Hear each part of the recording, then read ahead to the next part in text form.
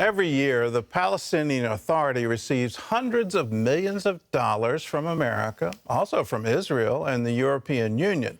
For the past 4 years, no one exactly knows how that money is being spent. Palestinian leaders will not release the information. The reason millions of dollars is likely being used to fund terrorism. Chris Mitchell reports from Jerusalem on a watchdog group demanding answers.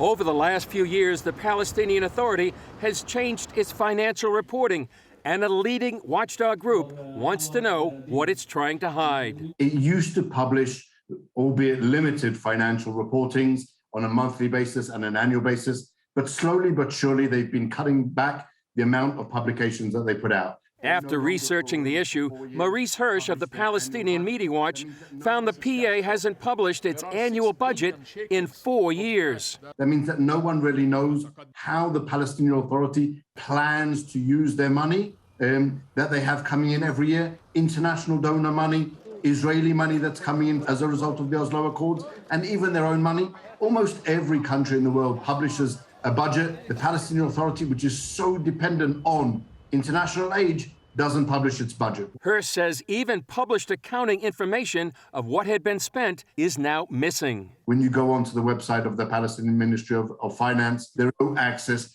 to any financial details whatsoever. CBN News repeatedly attempted to contact the Palestinian Authority, but was unable to get a response. Since its beginning in 1994, the international community has basically funded the Palestinian Authority. More than half of that money comes from Israel, mostly taxes collected from Palestinians working in the country. While the PA collects domestic taxes, the rest of its funding comes from the European Union and the United States. The reason really that they're trying to hide their finances is that Palestinian Media Watch has repeatedly used the reports that they do publish in order to highlight the fact that they pay hundreds of millions of dollars in rewards to terrorists every single year. That's why Congress passed the Taylor Force Act in 2018. Taylor Force was a U.S. military veteran murdered in a terror attack in Israel. His murderer was killed in the attack, and so his family receives a stipend because he was a terrorist. The Taylor Force Act doesn't allow the U.S. to give direct economic aid to the PA unless it stops paying stipends to terrorists and the families of dead terrorists. There's just the aid which is going indirectly via U.S. aid for the benefit of the Palestinians. USAID and the United Nations Relief Works Agency funding goes to infrastructure projects, to schools and health clinics for the people.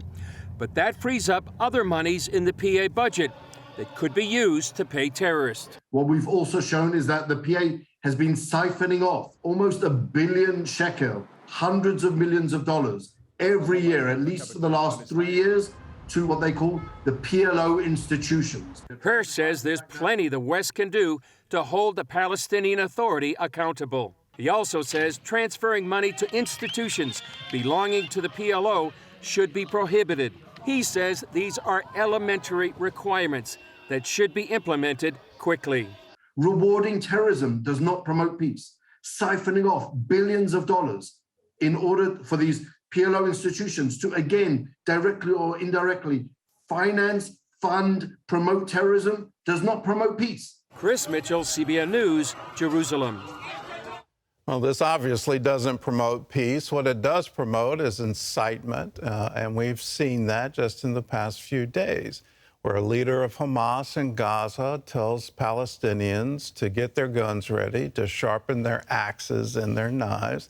And in response, there's an axe attack, a murder of 3 fathers on the streets of Israel. All because of this, all because of an ideology of hatred. When you look at it, you just shake your head and go, how can you train your children, your grandchildren, your great-grandchildren in this kind of hatred, where you turn them into murderers?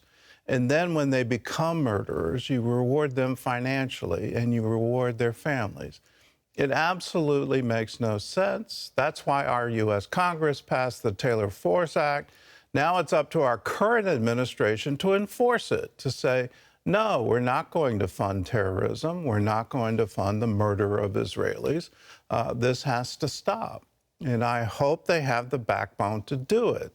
So far, they haven't shown that. They've put back into place things that under the Trump administration, funding for UNRWA, funding for the Palestinian Authority was withdrawn in accordance with the Taylor Force Act.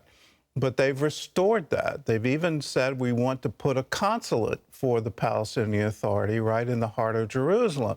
Israel said, no, you're not going to do that in our capital city. So if you want to put a consulate into Ramallah, go ahead, but not here on our land. You're not going to do that.